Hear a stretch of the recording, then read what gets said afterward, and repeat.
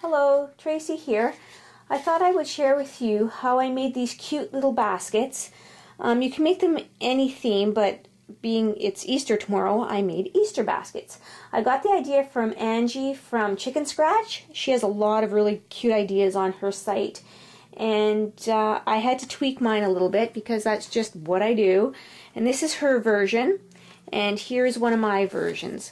And the difference is I made a lace border. And then the handle I did with one of Martha Stewart punches. It's so detailed. I love that punch. But Martha Stewart punches, I notice you cannot go through very thick cardstock. It just will not go through it, or your punch gets stuck in there. So let's get started on how I made these. You can make one basket out of a 8.5 by 11 piece of cardstock, and then the handle is you need a different size, another piece for the handle. So you cut your cardstock in half, and then that'll give you 5.5, 2 pieces of 5.5, and then you cut it at 7 inches.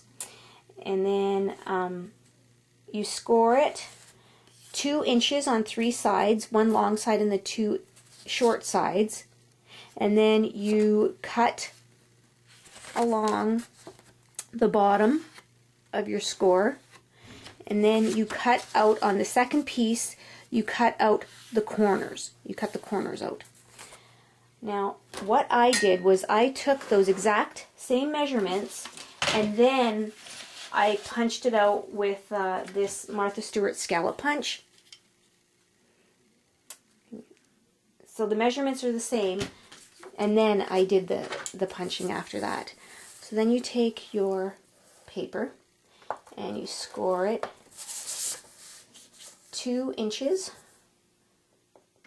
on the side, 2 inches at the bottom, and then 2 inches on the other side. And you do that to your second piece, 2 inches,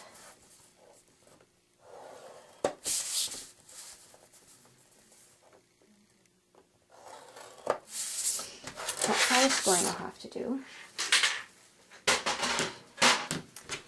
And then you cut the one side, you cut up, just to you hit your score line, and then you stop. I hope I'm in the camera scene here. And then on your second piece, you cut the corner right out of there.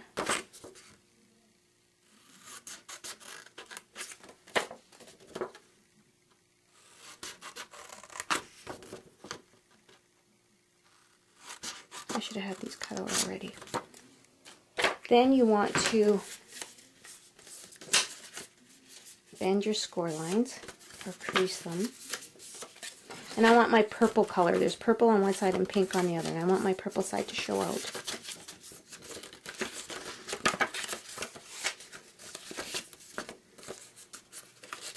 Then you take this piece, the one where you cut the 2 edges out, and on the good side, you put the glue on the bottom flap.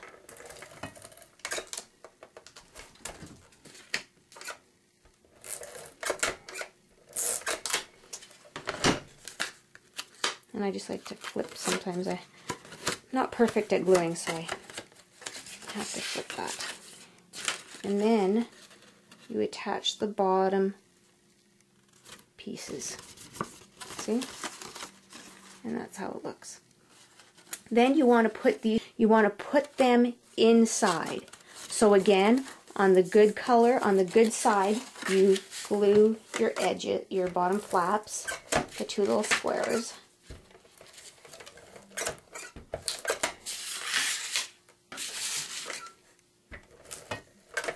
And this isn't a good color to use as a background for this, because you can't see it very good. It's almost the same color.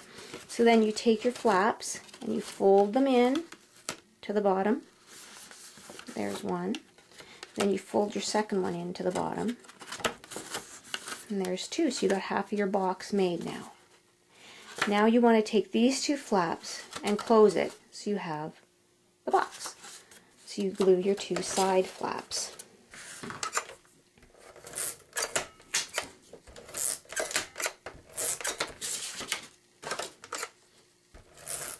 Now with the scallop one, it's not a big deal because there's the scallops that you measure the top edge, but with the square one, you want to make sure the square part, the top is square. But like I said, with this, because of the scallops are here, their scallops are overlapping, so you can't really match them. Well, maybe you could if you were really a perfectionist, which I am, but I'm not that bad. Then, after I do this, I put on my decorative paper, my pattern paper, and the pattern paper is measured. I have, for the front, these two pieces at the front is 3 1/4 by 2 3/4, and then I punch it. If you're going, so you need two, one for the front, one for the back, and then for the side pieces, you cut 2 of them at 3 1/4 by 1 7/8.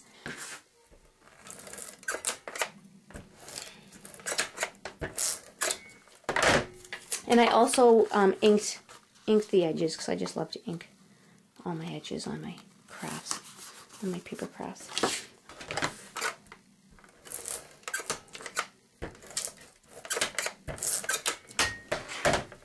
Probably knocking. I keep hearing I knock this tripod, so I hope it's not too shaky when you watch it. And then the side pieces.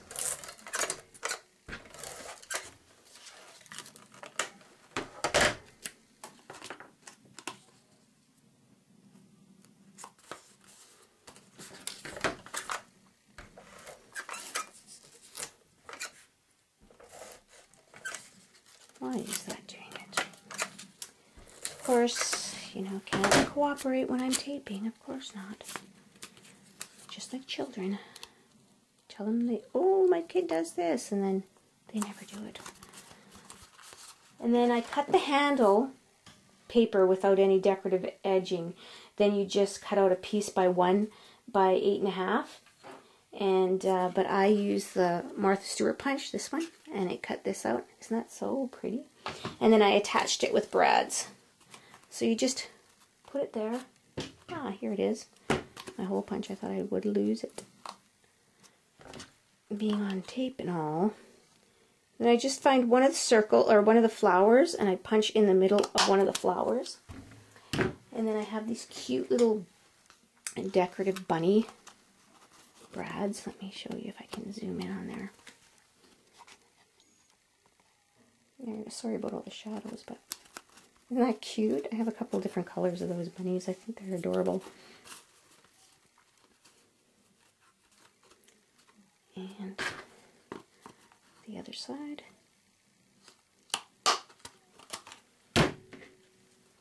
And another brad. And then, because I'm lazy and I didn't punch out anything, I've been just using, I found a whole bunch of these punch outs that I had laying around. I don't know where I got them from, but I thought, oh, that would be cute on there. So I just take a piece, actually I inked the edges of the other ones, I noticed. Just take a piece of foam, or pop dots I guess they're called, but these ones are just foam dots. And then you put that on. Isn't that cute? And then you just fill it up with all your fake grass or whatever that stuff's called. I don't know, what is this called? Fake grass? Easter grass, I guess they call it. My daughters made this for me because I can't find my bag of Easter grass, so they put it through the shredder. Well, they crinkled it with one of those crinkle things, and then they put it through the shredder. And you put your treats in there. Well, thanks for joining me. Hope you'll try these. Bye now.